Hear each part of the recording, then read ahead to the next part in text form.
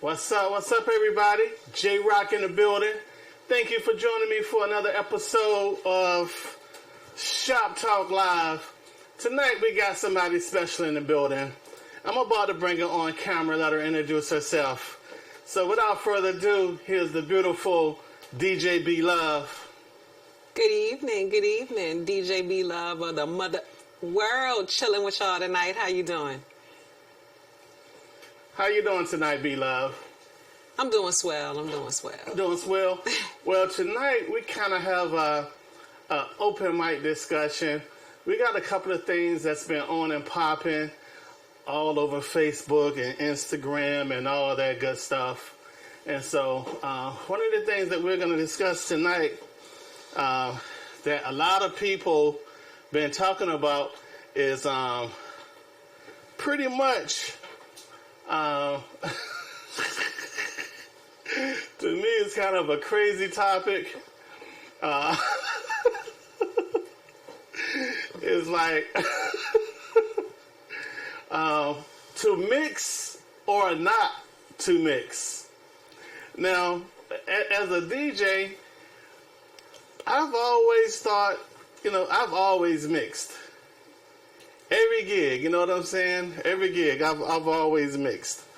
And so it's kind of, not knocking anybody, but it's just kind of funny to me that there's so much buzz and conversation around the topic of mixing at events.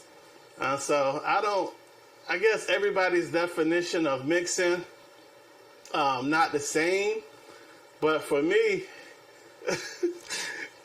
it's just been a part of DJing. I'm not saying turntablism and all that good stuff, but I guess before we get into the proceedings, we're going to get into some vocabulary of what mixing is to me and B Love. Yeah, because as Dr. Shashi McIntyre would say, you got to know the epistemology of things. Now, that's a vocabulary word y'all can look up. Let me say it a little more slowly so that you can spell it. Epistemology, okay? Giving y'all some of that tonight. And so to us, a mix is any way that you choose to go between two songs while you're performing as a DJ. Shout out to DJ Cool Herc. Shout out to DJ Grandmaster Flash. Now, and I guess there's different techniques to mixing or transitioning songs. I guess for me, when I heard mixing, I'm thinking about blends. I'm thinking about just, showing off. But I guess in the 2019 term, to mix at an event is to, transition songs while blending them together or something. And so I don't know. I guess, and to be fair, the types of, to get the epistemology, that means we got to have some type of historical perspective, right? So for those people that don't know, DJ Cool Herc and DJ Grandmaster Flash, they didn't have controllers and such. So the idea of a mixer was born because of how they wanted to improve upon their performance. So that's kind of why the two of us are kind of like, there's a conversation about mix or don't mix, because it's more of a DJ technique that would enhance the performance and the party, as opposed to whether you do or you don't. So it's kind of cool. Real quick, let's shout out the chat box. We got the DJ Zone TV. Salute. We got my homie DJ Yachty. We got T Reed, the DJ. Appreciate you. And we got DJ Hunt in the building. So if you're tuned in right now, feel free to hit that share button, hit the like button. Sharing is caring. You know what I'm saying? Oh, feel free to start a watch party. And so let's get into the techniques. Mix techniques, beat matching. To transition to the next song by matching tempo and key. And so I always thought it was pretty. I guess I just took it for granted how I just always done it. Either 4-bar, 4-bar or 8-bar, depending on the vibe and all that stuff. Oh, we got Jay Mathis in the building. That's who DJ Zone TV is. I was like, who the hell is that? What up, Melly? Hey. So one of the mix techniques is transitioning to the next song by matching tempo and key. So some people don't mix in key. I definitely prefer mixing in key, especially when doing blends. It just makes it more musical. But as far as transitioning and all that good stuff, yeah, be love. Yeah, I was going to say, I want to respect that there are people that come to DJing from all different types of ways. So like J Rock and I, we came up under somebody. So we could understand a particular style. Some people didn't do that. Maybe they learned through an online format, or they learn vicariously by watching somebody at a gig or something like that. Or, maybe they just started out practicing in their bedroom. I'm not hating on however you come to it. When the music gets you, it got you. But some people may not understand when you're talking about mixing in key, because they may not understand where the technique was born out of. And so now you can go and purchase music that already has the producer already put an intro or outro on there, or is mashups and different things like that. But in the beginning, going back to that word epistemology, the roots, going back to that part, people were mixing live instrumentation and the breaks and different songs like that. Like, it wasn't customized music for DJs. We were making that music. And so a lot of us were, had an ear for music, or played an instrument, or somehow were involved in the musicality of the performance. And so when people are talking about mixing in key, mixing in phrase, for those of you that maybe didn't come up under somebody who could break this type of terminology down to you, that's what we're talking about. We're talking about transitioning in a way that respects the musicality of the piece. The other issue is that current music may not always, like current popular music, I'm not saying people not playing instruments out there, but I'm saying the current popular music that a lot of us work with doesn't have that same type of musicality tradition. So it's a lot of digital stuff. It's a lot of sounds layered on top of sounds and things like that. And so people may not really even be able to hear where phrasing and things like that are happening, because real talk, not hating, but the whole song is like, okay, so I'm going to use somebody as an example, just not hating, but just making an observation, like Chris Brown. His joints pretty much rock. It's like a loop through the whole thing. As a new person DJing, or somebody coming into the craft without that sponsorship, that guidance, they might not understand some of the musicality that we're talking about. But I think I went too far in the historical perspective. I digress. So let's get back on topic. Real quick in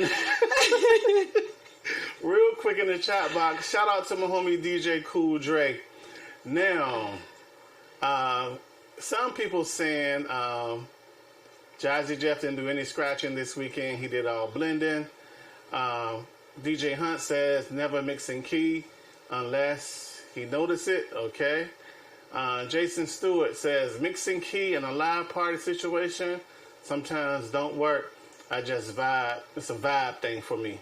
Okay, I feel you on that. Jay Mathis says he would mix country music all because there are genres that doesn't need any scratches, sounds to transitions. Yeah, I think that's another reason why we throwing that word out, epistemology. The reason why we throwing that word out there is because you got to know the difference between a technique for transitioning and the actual act of transitioning. So really that's what mixing is. It's the act of transitioning. How you do it is the thing. Like, we can all,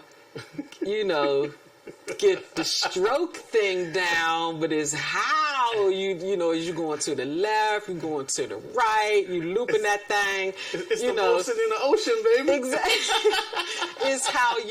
is how the mixing is being delivered. So anyway, let's get back to what we was talking about, because I think people might be. Now Dre says a lot of producers do loops now. Yeah. Yeah.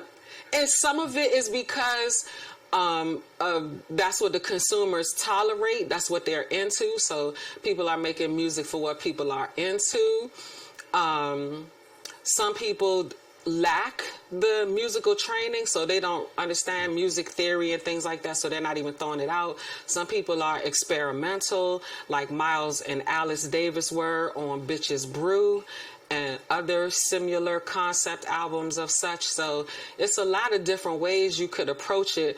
We're just saying it was interesting that people are saying, are you exercising technique at your gigs? And I'm like, I hope to God you are, because I sure as hell am. And it might make you not as desirable to your clientele if you don't give them an example of why they hired you in the first place. And I'm sure it wasn't because of your snazzily designed t-shirts. I'm sure it wasn't your double-sided business card or your video business card. At some that point, glossy card stock wasn't the trick. I'm just saying, it might have been the shoes, but it probably wasn't the shoes. I had my cards laminated. Man. Come on, man. Glossy, babe. They was glossy. Man, my joints was super glossy. Glossy on one side, matte on the other, just in case, you be in sunlight or moonlight, you could catch it going either way.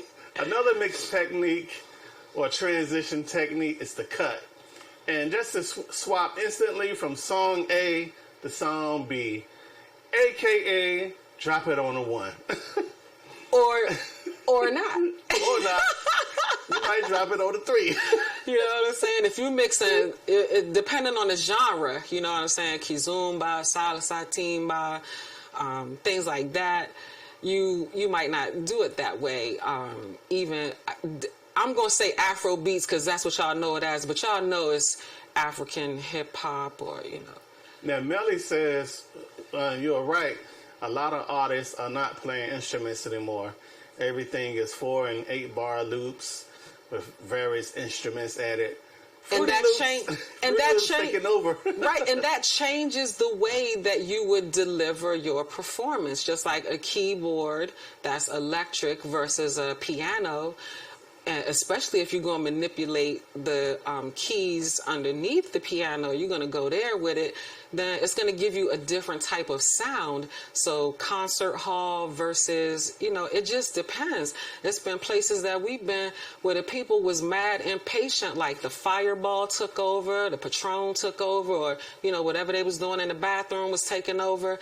And they was just like, cut them suckers, just get straight to it, And so you do that to keep the vibe going. And then other people have been like, hey, I hired you to play Lou Rawls all night, and I want you to go to that joint, start crackling, just play that joke all the way to the end, just like if it was on my phonograph in '63. See, but the thing is, it's a time and place for everything, and we got to get back to the basics of looking at the crowd. You got to read the room, you know what I'm saying? Don't be afraid to experiment. Because it's like, we did a wedding. When I tell you, what was that one you did out, that last wedding for Mark and Lisa? What was that bling you did? And it had the floor packed. Mark and Lisa. I was so. All I know is it had something to do with Lord John Get Low. That bass line has snatched you on up out them seats now. I forgot so what acapella you put on that joker, but it was crazy, and so you can't be afraid to experiment with it. No, because the room started out with oh man, it started out with songs like "Go Your Own Way" by Fleetwood Mac and stuff like that. They was on a totally different vibe, and then because the cocktail hour was like a reggae. Yeah, and But then I digress. Real quick, let's shout out the chat boxes. We got my homie Dwayne in the building. We got Melly the Mac scientist in the building. Appreciate you. Now, Melly says, like you had a horn solo or a 6-bar with just keys. Now, you can't name one song where an instrument is played in a solo other than jazz. Oh, tell me about it. I think it was just last week I did a Facebook post. I don't have a rack of friends, so it probably didn't get that much traction that I wanted. But I was asking people, like, what's your favorite song with a breakdown in it anymore, because they seem to be fewer and far between. They don't do breakdowns anymore. But it's like that's like a thing of the past now. Right, and so maybe those of us that are tuned in tonight and paying attention and offering commentary on this, maybe we can be involved in deciding to organize and to be an influence on the music scene now. And so therefore we're not sitting back, because I don't know about you, but I know I could go back and pull some crates and put some things together that had that psychedelic whopping, and I don't even got to touch nothing in the 2019 through 17. You know what I mean? If you got the ear for it, you can develop a sound. And I would just like to see more of us be that way. Like I did an event recently. I told the people straight up from the beginning, I don't take no requests, but I'm gonna make sure you have a good time. And people at first was aghast, like, oh, you ain't gonna take my request? No, you ain't gonna come over here with no whack stuff while I'm trying to do my thing, but you're gonna have a good time. So let's influence it again. Let's encourage artists to give us that breakdown. And if they don't, we remixing and blending and battling and carrying on. Let's throw a breakdown in that joker. Now Dwayne says sicko mode, that Travis Scott and I think it's Travis Scott and Drake joint has a lot of breakdowns. That's the one that sounds like 2 or 3 different songs. that joker start off, then it goes to something else. But yeah, but all right, back to mix techniques. Backspin on that joker. Another mix technique is the backspin. And that's the spin song A, which is currently playing, backwards, and then cut in song B. And so, yeah, that's an old technique, been around for a long time. But it's just another way you can use to transition from one song to another. So if you've never done a backspin mix or a backspin transition, give it a shot. Yeah. I know a lot of the OGs on this post, on this in the comment box, have done it. I'm shaking my head because I just saw a comment, and somebody is speaking to me greatly by suggesting that "Bustin' Loose" by Chuck Brown, the horn section. Okay, yes, indeed. And also, Hector Lavoe had a banging horn section. We won't even need to go there, but yes, definitely lots of artists have tore it up with a nice horn section. So, indeed, I agree on that Bustin' Loose. Man, I kind of miss a lot of the feel from like the dance to the drummer's beats and all that good stuff. Indeed. You know what, because I don't want to forget, because we comment boxing and all that kind of stuff. We were just talking about the backspin as another transition way of mixing in between. And so I would like to encourage people, like sometimes we might be real strong in one area, but not as strong in other areas.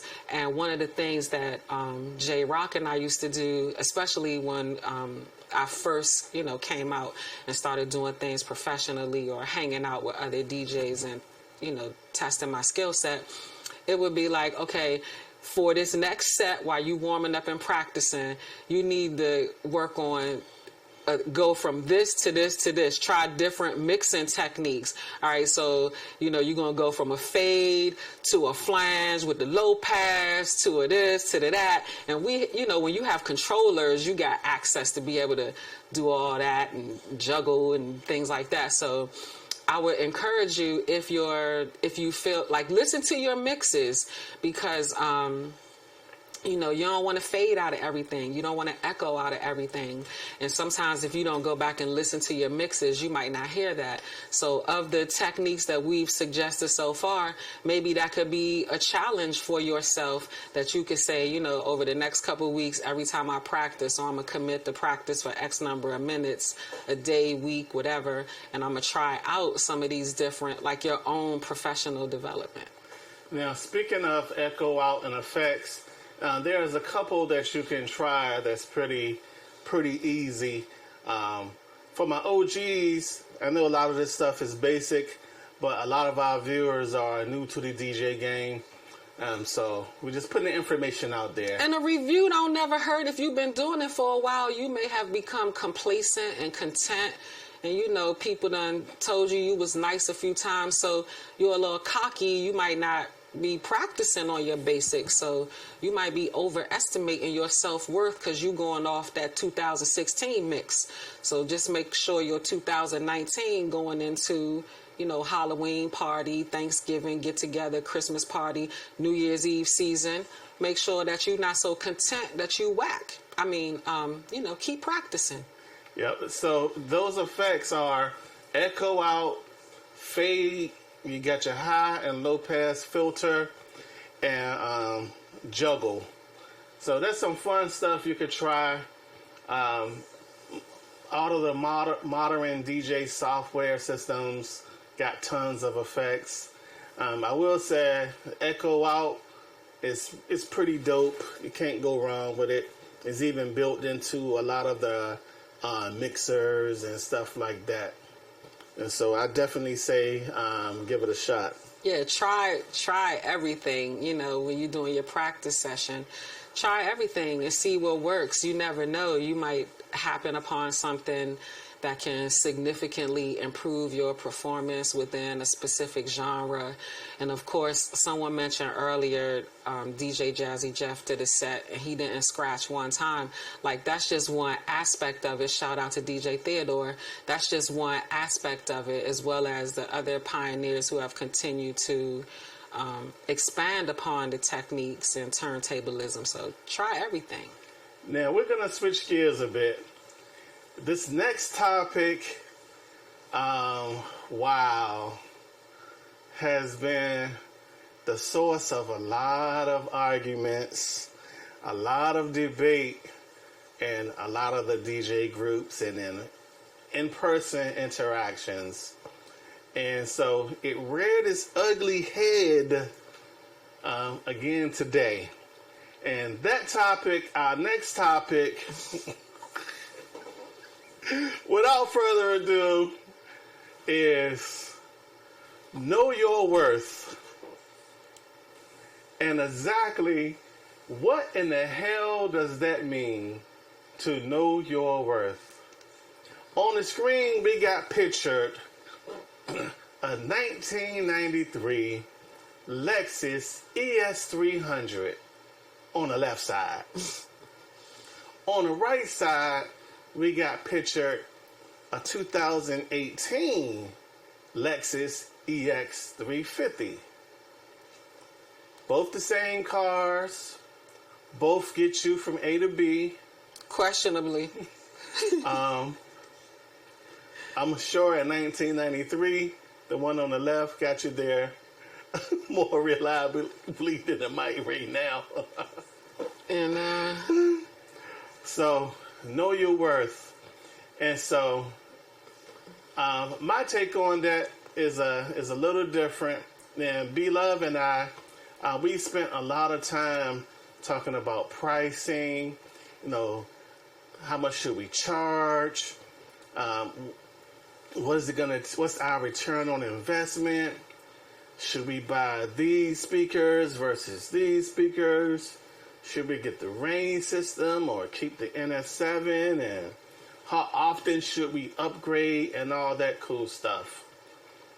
And so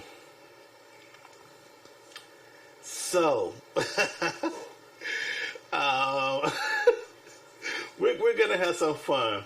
And so I want y'all in the comment box, tell me what you feel about how do you calculate your worth, and and we're gonna get back to the presentation. So this is DJ number 1. He charges, we'll say, $1. You put any mathematical number there you want. And so he got his Pioneer controller. It looks like a Pioneer controller. And he got his laptop. I'm sure he got some speakers there. And for what it's worth. Now, you got DJ, hold on. You got DJ number 2. And we'll say they charge $4. Slightly different setup, you know. And so by the numbers, if I'm DJ number 1 or DJ number 2, this would be my approach, how I kind of do my prices, what DJ Beloved and I, what we came up with. So let's do the math. So we'll say DJ number 1 has a computer, $500, controller, we'll say $600. That's the price of a decent controller, $600 or better if you buy it used or whatever. Speakers, we'll say $300. Transportation to the gig, maybe he caught the bus, maybe he drove. With the amount of gear that he had, I don't think it takes a big van or anything. $20. We'll say cables, $100. We'll say the total investment for the gear is $1,500. And so the math for this is based on this DJ having to pay, these 2 DJs having to pay for their gear, and the minimum number of gigs in a month for them to break even, and how much they need to charge for that gig. Keep it in mind, I don't know any professional DJ that only wants to do 1 gig a month. But how Beloved and I, we break down our stuff, this is how we calculate it.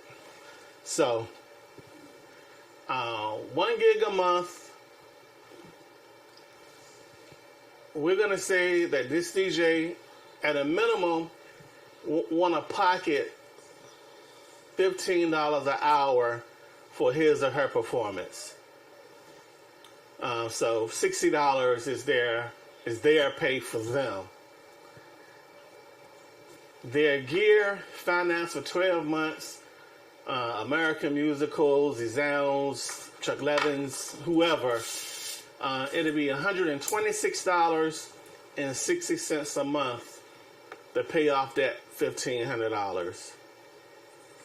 And so, in order for this DJ to make some money off his gig, he need to do 1 gig a month at $186.66 to break even at the end of the month. So of course, you know, this is based off 1 gig, but if he do more gigs, he or she do more gigs and there's more money, everything over 1 gig is profit. They can choose to pay their gear off early, make extra payments, or they can keep it locked in the pocket for that 12-month schedule. Now, we're going to move to DJ number 2. DJ number 2, their setup is a little more expensive. So, MacBook Pro, brand new, Retina display, SSD. The range system, 3,000. They got decent speakers. We'll say 4,000 for 2 tops and 2 subs.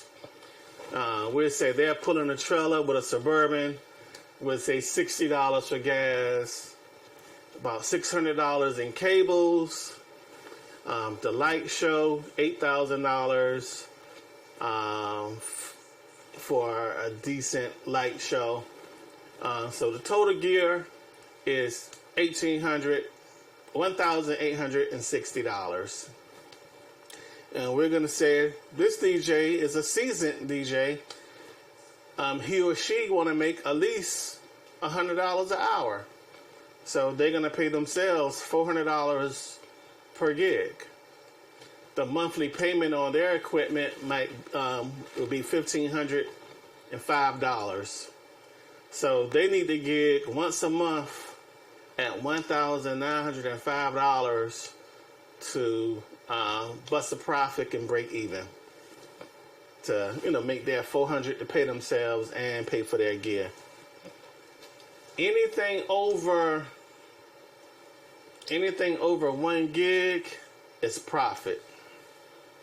And so I know all DJs don't go for the same gigs. I know you got club DJs versus wedding DJs versus corporate DJs versus backyard barbecue DJs. I've done it all. I love to DJ for backyard barbecues. I love to do weddings. Not so much in the clubs.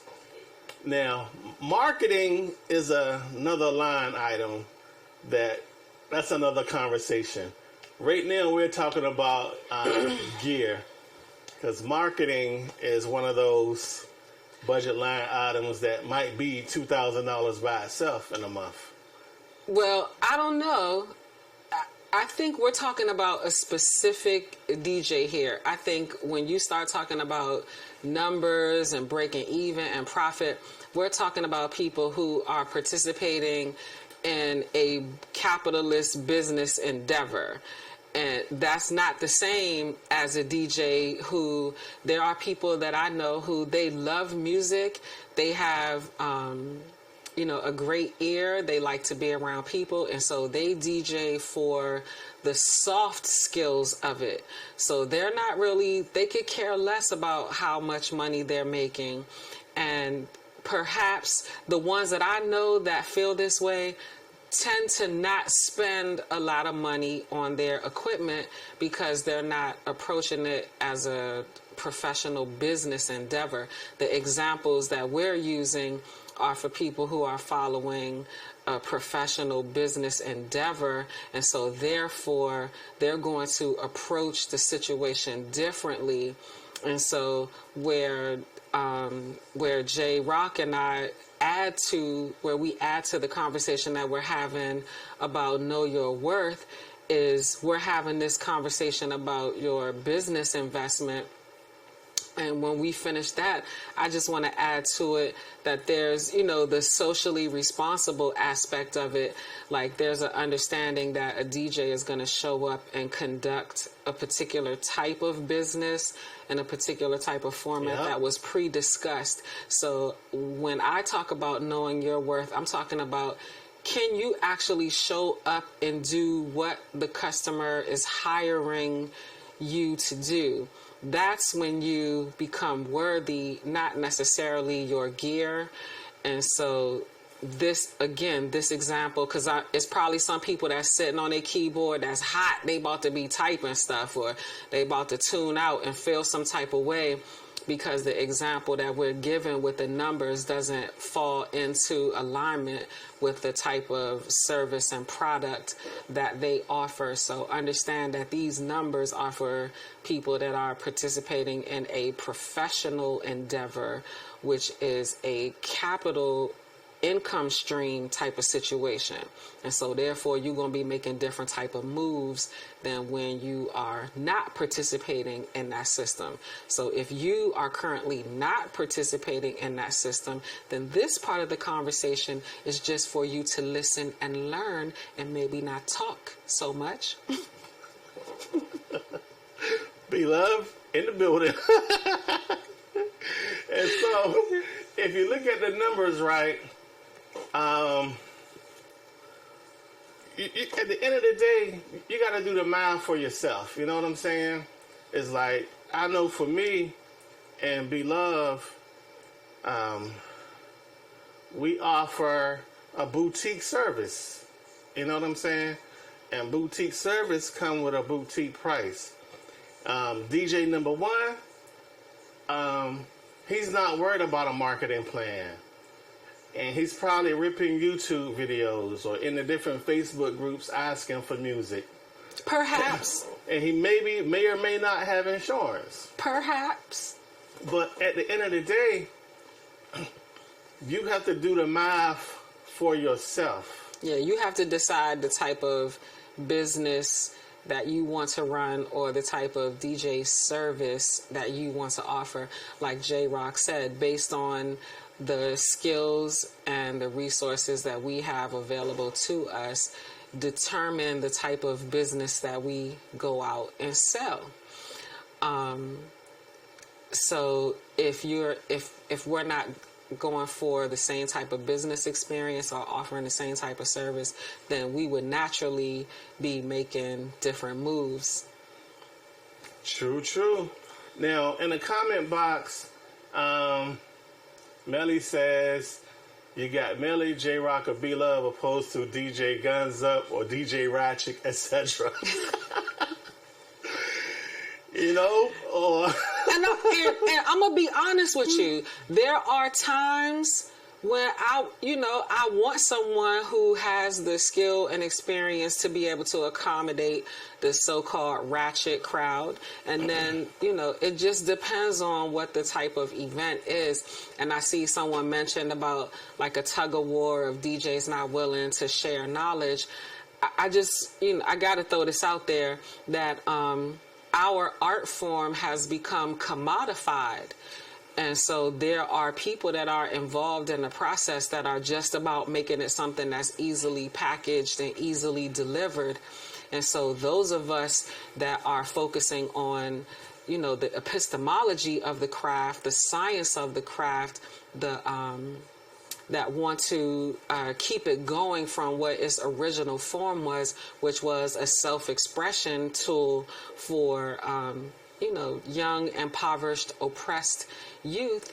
I think those of us that feel strongly about keeping the culture going and keeping the craft going need to be protective of it and need to ensure that despite the fact that people might not be sharing information, that we're not going to be, a part of keeping that going, and that we'll be the ones, the keepers of the tide. There always has to be that group among the people. So those of us that want to do that will do that, and those of us that don't will, as usual, be in the way and making for muck and mire and chaos and discord.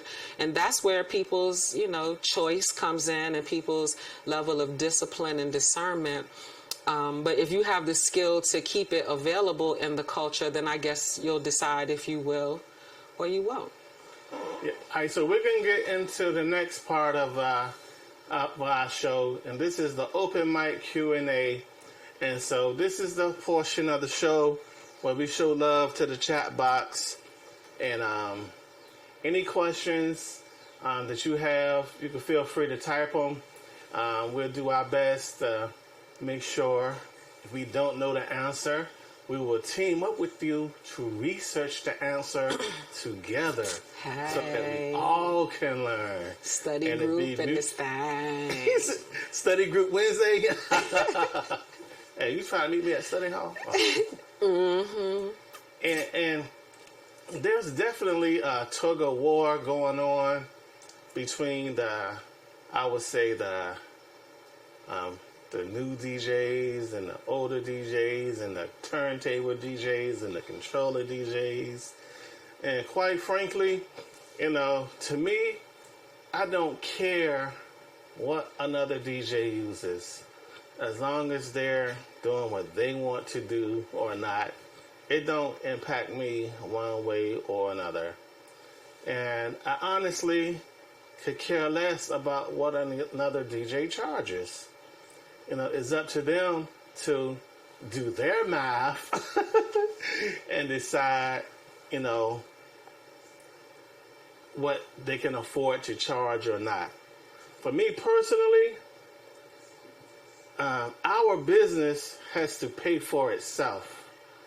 I don't have the mindset to, I'm going to work and I'm going to take my day job money and I'm going to buy tons of DJ gear to go out and DJ for less than an appropriate rate for what the gear I got to pay for the gear.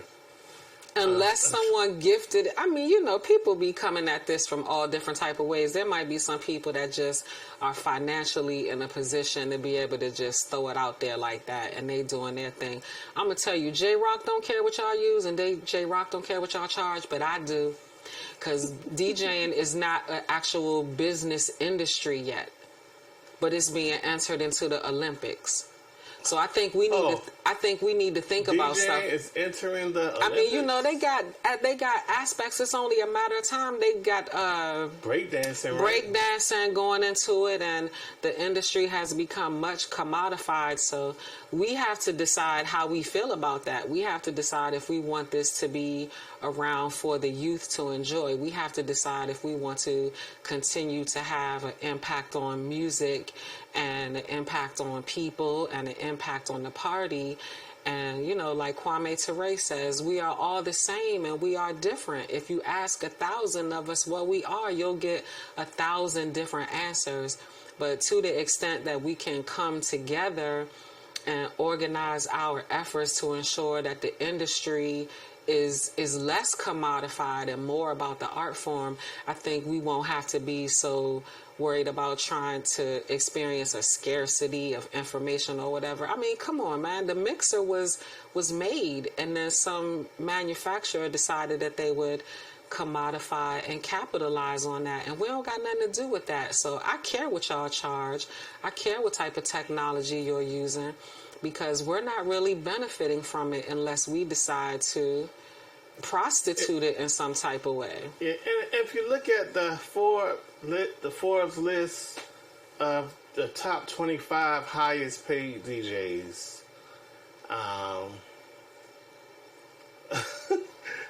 go and look at that list for yourself, and you're going to see a couple of things. One, you're not going to see, I doubt very seriously if you see one of your favorite DJs on that top 25 list. Go to the conventions and all that stuff, and go to the workshops. You may see one of your favorite DJs doing an exhibition, but maybe on a panel, but not so much.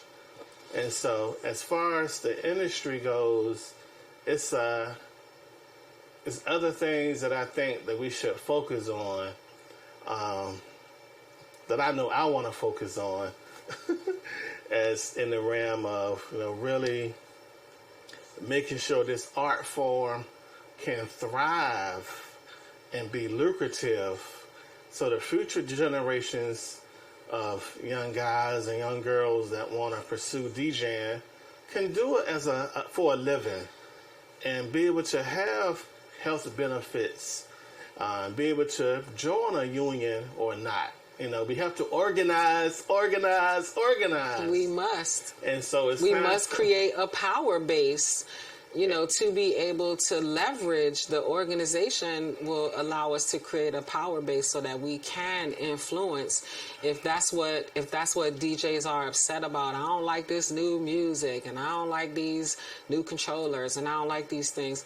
Well, then we have to be able to make moves in such a way to influence things to that which we would like to see. You know, Frederick Douglass said, "Power concedes to nothing. It never has and it never will." So if we're not willing to step up and have the discipline and the discernment to influence the situation, then we'll just be having this conversation 5 more years from now. Bring cheese popcorn when you come, because I'm going to be talking this same if ain't nobody made no move.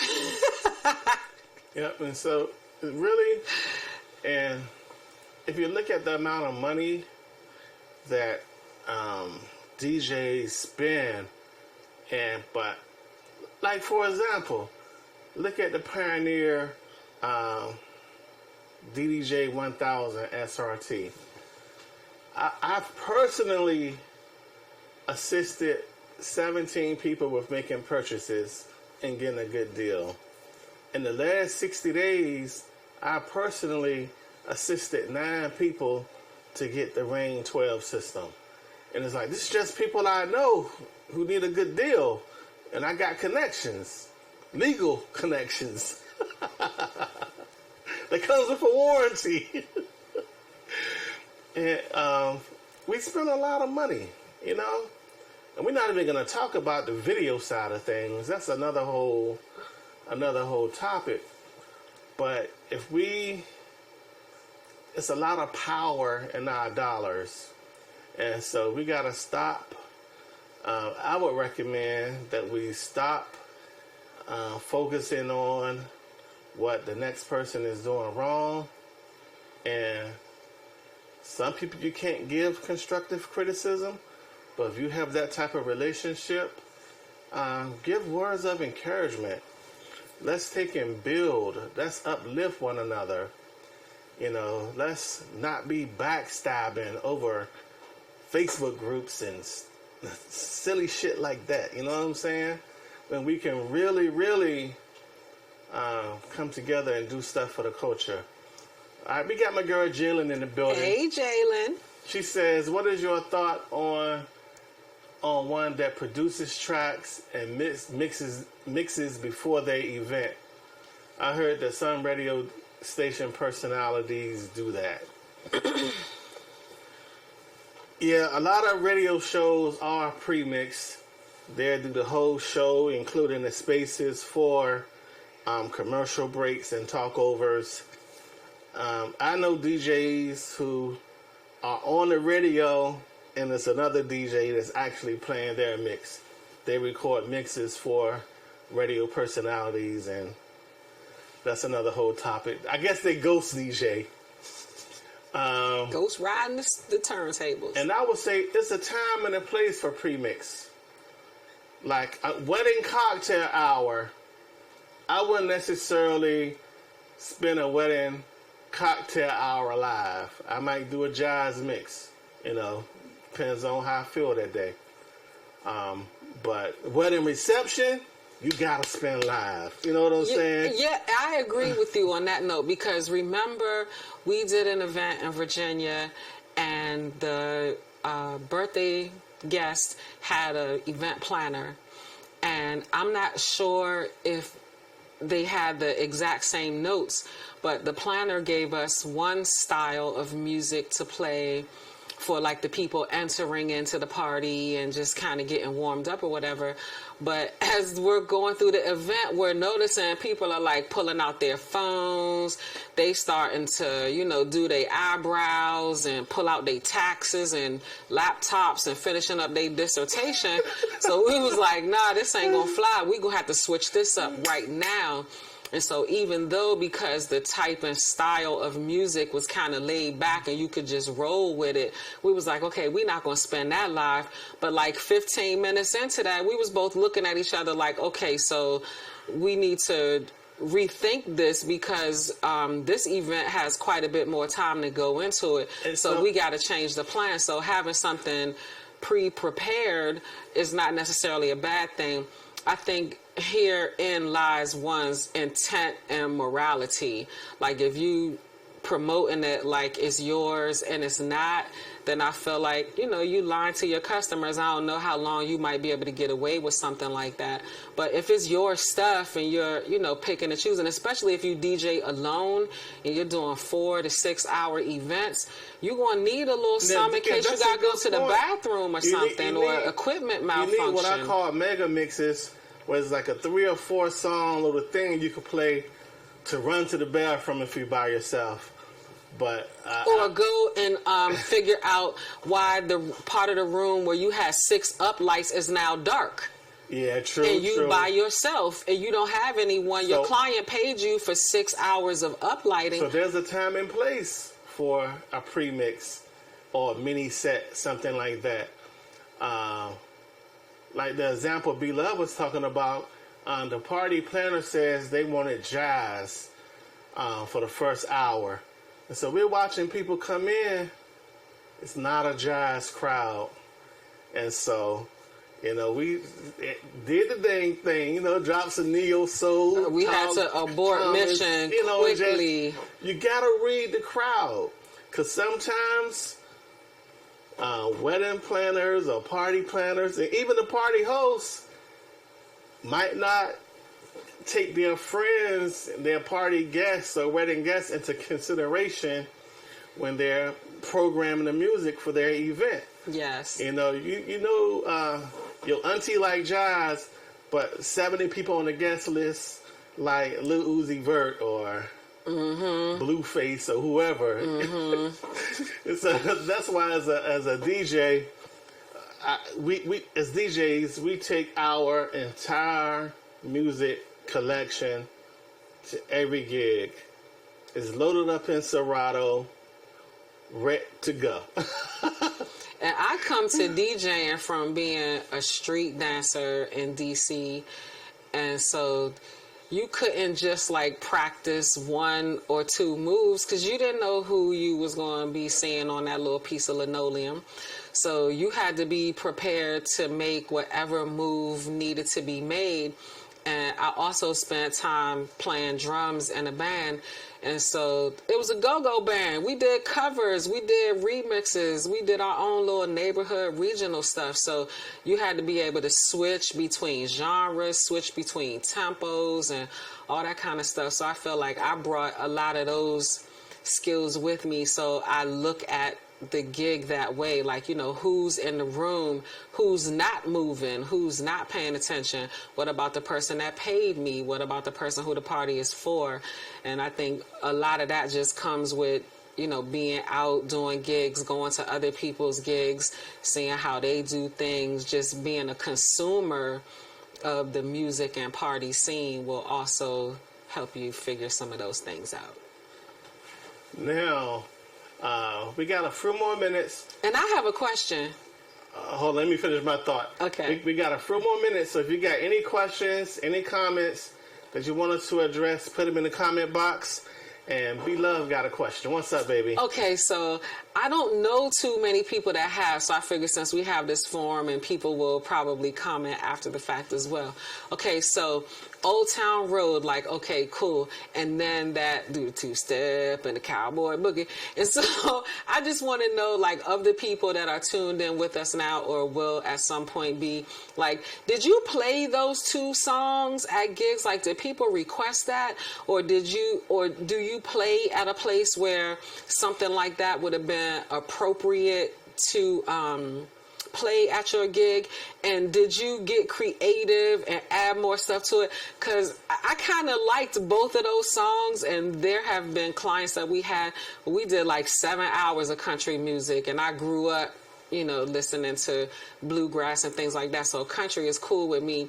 But I was just wondering, because I had all these ideas about places that I could go with it. And I was like, is anybody else playing this thing? Or is it like, a cool go-go cover of it? Or a cool, Zouk cover or Timba cover or something like that? I'm just curious if anybody played around with that. Now, I'm sure it's probably out there already. I know there's a Jersey Club version of Old Town Road. There has to be a Jersey Club version. I haven't looked for it yet. But Melly, he's up here. He could tell us. Real quick, I want to shout out Troy. Appreciate you, man. Thank you for tuning in. Thanks for the compliments. Make sure you subscribe. It's all love. Now, Her Hunt says it's a song like The Wobble. Yeah, he got a point. Is it going to be here next year? I don't know. I don't know, but I know every now and then I feel like I get to have a lot of fun with music that comes out, and it might be like other DJs might be like, I hate that song or whatever, but I have a lot of fun with them when they're out. Like, what's that one? Lord Royal. Oh yeah. Man, I used to love that joke. I just thought it was cool and quirky for the time. And Iggy Azalea, her stuff was fun at the time. I wouldn't dare throw that on now, you know what I'm saying? Hell no. But yeah, and Panda was another one, and Gangnam Style too was another one I had a lot of fun with. Hey, we're gonna let you pass on that Ziggy Azalea. I mean, she had, what was that one song? I can't think of the name of it because it's Iggy. But I'm saying, you know, she got canceled. She was wilding a little something. I know she from Australia. It's a lot of us down there, but you know. But yeah, some things you just have a little bit of fun with, like that peanut butter jelly time. That was a lot of fun too. So I just was wondering if anybody had any fun with that cowboy boogie joint. Now, my homie Chris Wash says, how do you blend go-go and be more club? Skill. Knowing the tracks. I say don't. No, you got out. If you were in D.C., DJing for a D.C. go-go party, yeah, they're gonna. You might not make it out there, Joker. Yeah, D.C. and Baltimore, I don't know why. I straddle both. I grew up in D.C. and I currently be out Baltimore. I don't understand what the divide is, but... I know you remember the Twilight Zone and, what was it, the Paradox. Imagine Go-Go in the Twilight Zone. The Twilight Zone was Baltimore club all night long. Now, Her Hunt said the song Panda. That song Panda, man, caused me to blow one of these KRKs. I did a remix. So I don't play that song no more.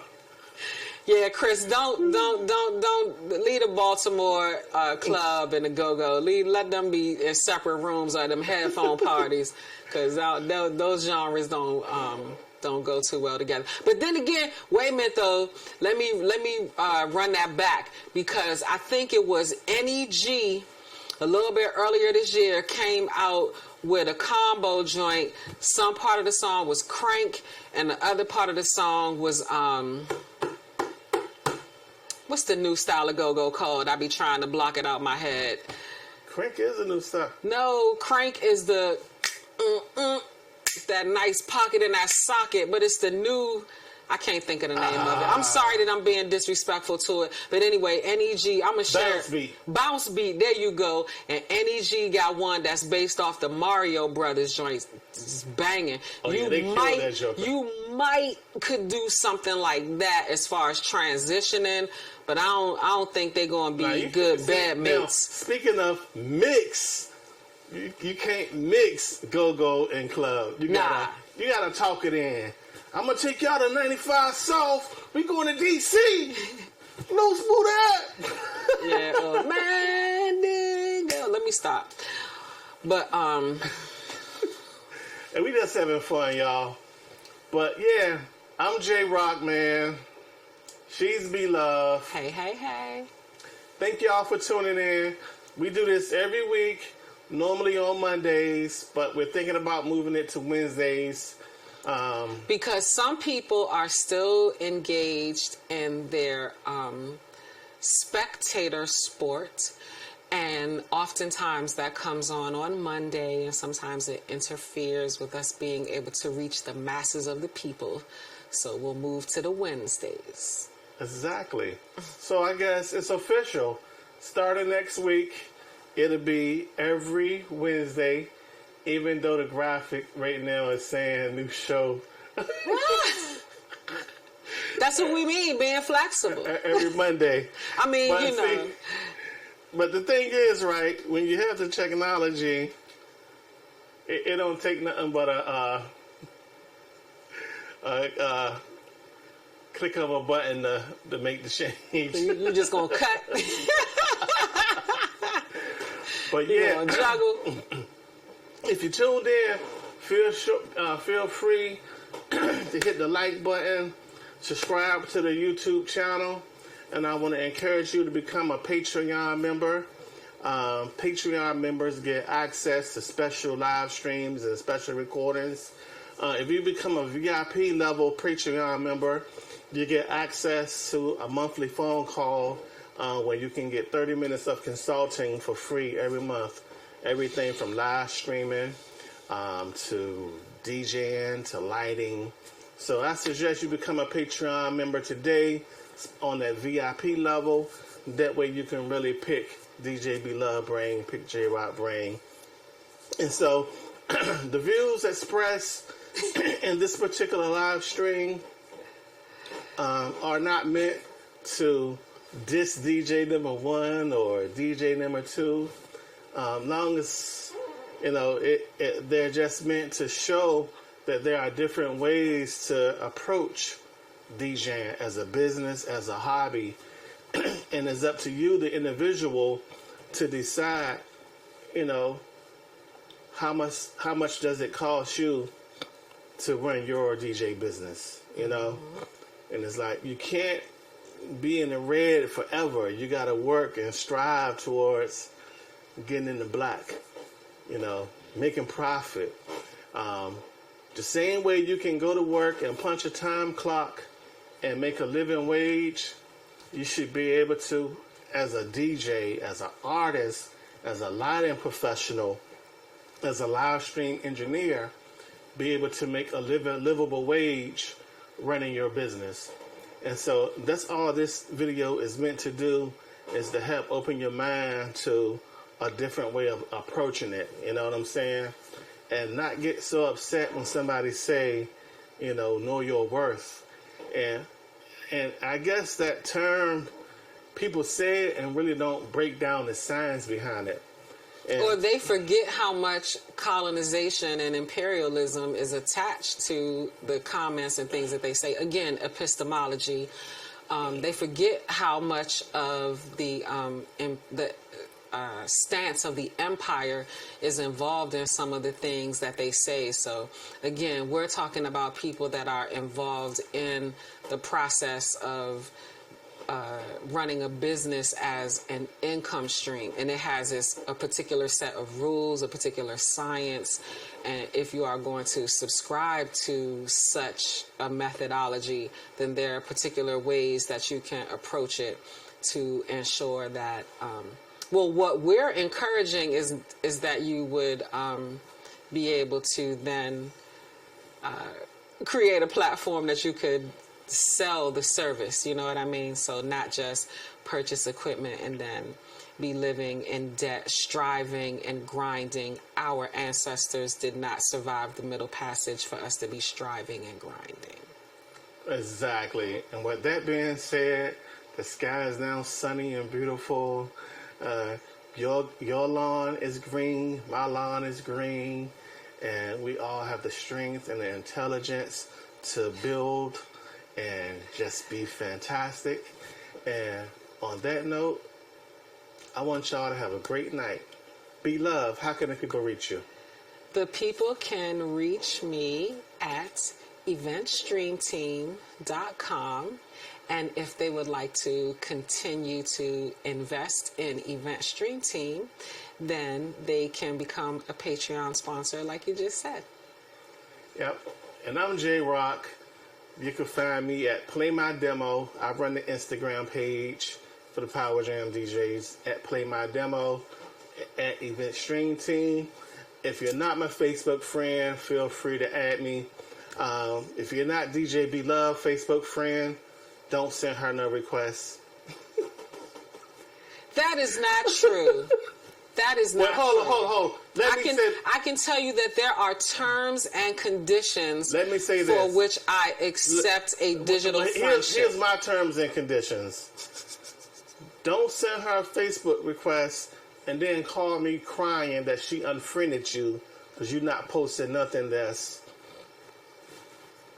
she's interested in reading. As Osajefo, Kwame, and Nkrumah would say, so many beautiful things to do, so little time.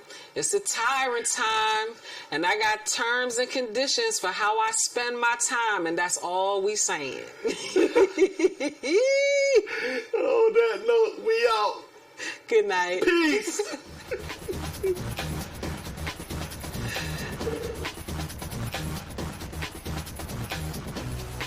Event Stream Team. We can stream your event from any location with experienced technicians on site to produce the webcast.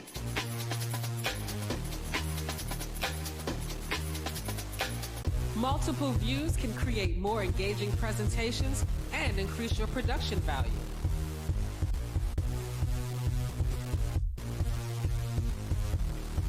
Additional services such as sound systems, trussing, and lighting can be ideal for enhancing the environment at conferences, conventions, concerts, or sporting events.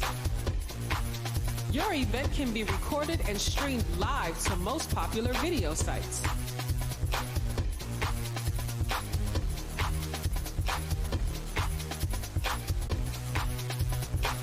We also offer fully produced corporate videos, television commercials, music videos, including lighting, audio, and editing at a high-end level.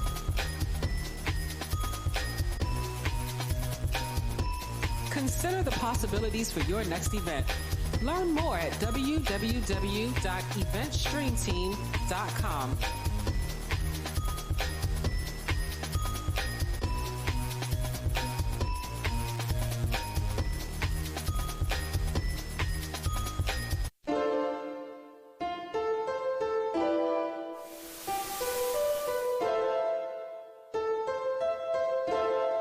Welcome to the low life.